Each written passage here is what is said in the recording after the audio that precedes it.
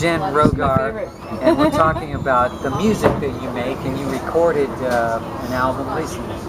I did. I'm very proud of it. How many albums is it now? Well, this is my second. Okay. They call it the sophomore album. Sophomore, and it's phenomenal. And so this Can't wait one. for you to hear it. Now both your albums are pretty much folk music, right? Yeah. Well, yeah. This one, some of the songs are a little on the countryside. There's a blues song on there, but it's a full band CD. The first one was me and the guitar, a la Joan Baez, Sure. just me and the guitar. Budget concerns and all that. But this one is bass, drums, guitar, Hammond organ. Wow. And I worked with Mike Farrell, who's really well known in town. Sure. And he is phenomenal. On the CD, he does the bass, he plays the Hammond organ. And then I work with Eric Everett, who did the drums, and David Houston also. I've worked with David Houston. Yeah, and David, he even played on it. He did Shakers, and he did Tambourine, and he played, I think, on one of the songs, In the Spring. I think he put the bass on that one. And who produced it? David and Mike. Oh, okay. So I sat back and I sort of approved everything. Okay. Oh, okay. You know, because I'm still new. They both have 20 plus years of experience. Sure. And they hear things I don't hear. So, but it's a great song. So for you, it's more about songwriting and performing, right? And then the technicians do all the rest. Well, I'm trying to learn. Yeah. I learned in this process. I'll get a little better next time. I'm getting a little pickier now in the band with the drummer. I never had a band until 2011. Okay. Never. So I really had no idea. Do you normally play with a band, or when you play live, or is it mostly you with a guitar? I've done a lot of band gigs now, but I do both. I play solo, and then I play with the full band. And you have to keep the timing, and you can't lop off. Got to be a little louder over the drums. Yeah. Actually, my drummer plays most of the time with brushes. Oh, okay. That but helps. I have another drummer that I work with, Tony Galliotto. You know him, he's phenomenal. So, and I currently work with Steve McClellan. I think I've heard the name. Yeah, he's my current guitarist that I work with. But yeah, I love the CD. I'm in love with it. I listen to it, and I don't get tired of it. You know, I think a lot of people are like that make music now, that they listen to their own music more than, you know, what's popular. Just because what's popular isn't that good, and so now you could actually make better music than what's popular. I don't think that was always true, but in the past decade and a half, it seems like it's easy to beat the popular music. Just because there's not a lot of message in the music out there. I think it's easy to beat the popular music. Yeah. But I mean, I'm really proud of this one because it's only my second, and I've only been doing a band since 2011. So I mean, I know people have been playing for 20 years. I can't imagine what my CD's going to be like 20 years from now. I mean, one of my favorite CDs out there is Liza Gillickson's new CD, Paradise. It's Paradise is the title. It's phenomenal. It's just incredible. What is it that you the like? Arrangements. What is there? What are the qualities of music that you like? Say that might not even be the music you perform, but what really gets you into music? The beat has to have a heartbeat, and the voice is important. I have to like the voice, and the message. There has to be a decent message. Unless it's an instrumental jazz piece. Yeah, unless it's an But for example, Dar Williams, I love her message, not necessarily like her voice. Okay. But when you can get it all, I love Sarah Vaughan. Her voice is amazing, but she's singing no message necessarily. I have a good voice and a message and a good beat. I can put it all together. That's the best. Liza Gillickson, good voice, good message, good beat. To me, that's the key. I think all of that makes you stand out. I've heard your music, and I do think it stands out. I do think that it's attention-getting, and it is meaningful. And I can be better. I can be better. So you're always learning. So I need to be a better. Some of my songs are good and really deep, but I can always write something good. I haven't written that masterpiece yet. Although I have one I just wrote. It's not recorded yet. That it's called "Tell Me Why." It's about somebody who throws their life away because of drugs. And why are you throwing it away?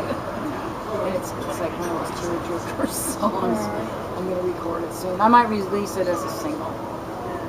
It seems to me that music does have the power to communicate, and that's why I'm a little bummed at the direction that popular music has gone, because it doesn't really do that. It can, but it hasn't. Not for a long time. And since the 80s, huh? Yeah, well, some of the 90s was all right, the first half of the decade. But it just seemed like a lot of it degenerated into these corporate formulas that don't really matter. In other words, you don't have to listen to this music to be up to date, because it's better just to listen to local music now, because you can be just as up to date on the local scene as the national scene, since the national scene isn't doing anything. That's the way I see it. I've never read a songbook. Really? I've never read how to write a song, Okay. how to write a bridge, what chords to use. And how did songwriting come about for you? It just comes out. Okay. I just hear it. Playing with a guitar? I just hear the bridge, I hear the chords. Sometimes people who play with me, they comment, oh, that's an interesting chord, but it works. Because I don't follow formulas. Do you invent chords? Oh no, they're real chords. It's just that I don't follow, what The rules. what the rules say. Yeah. So Well, that's good, because there really are no rules. And I try to have interest. Here's a really important thing for songwriters: don't sound the same. Yeah. Every song should be different. In the CD, and if you, so this one thumps and that one pick, and I didn't even mention Shasta. What about Shasta? All right. Which is a spiritual song, because Shasta's spiritual worship. That's the highlight of the whole CD, even though I didn't make that the title track. I made the title track because I wanted to put the river on the title. I wanted to put the American River on the cover, because I'm from Auburn.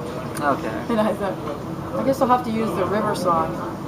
You're very much into nature and embedding that imagery in your music.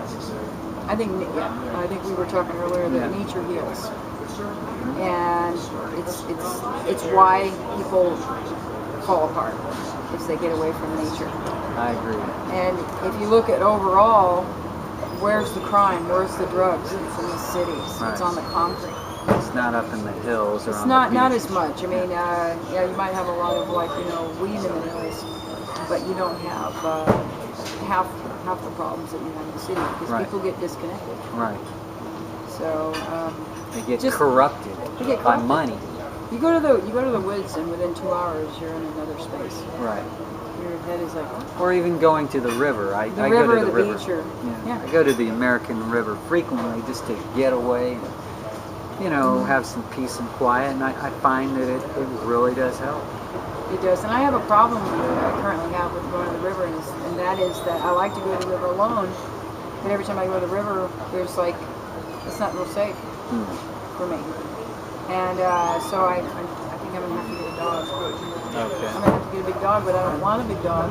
I don't want a weapon, but I'm going to have to. I have a dog. I'm going to have to get a dog because that's another whole issue, but it's not really You mean safe like for a me. bike trail? Yeah, I go down there in the river, and every time I go down there, I look to my left and there's a couple guys over there, and I look to my right, and it's like I don't feel really comfortable. Oh, okay. If I had a dog, I'd feel a lot better. And so when I go down there, I always see groups or I see men by themselves, but I don't see women by themselves. I mean, it's unfortunate. I see. People say, well, get wasp spray, get minis. I don't want to get into hand-in-hand. I don't want to have somebody come up and approach me and get to that point. Yeah. Where then now I have to do this. I'd rather just have a dog that kind of keeps me away. All right. Well, Jen, we're going to wrap it up. Anything you'd like to add? I appreciate the interview, and you know, do more shows, and I'll try to catch some shows, especially Yeah. the Capitol one coming up on October 12th. Sounds like a good show there. That's the rally, and then there's November 15th is the next benefit for Sacramento at Moon's. So my focus right now is the activism. All right. And the music helps deliver the message. Yeah. All right, Jenn Rogar, nice talking Thank with you. All right.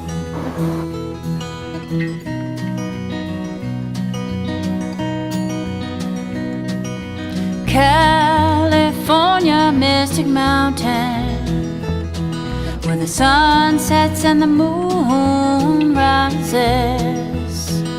Snow peaks stand high above the clouds, sacred as the eagle looking down. Oh, she calls to me with her life-giving, healing energy. She knows the way back to the sea. Oh, Shasta, I believe.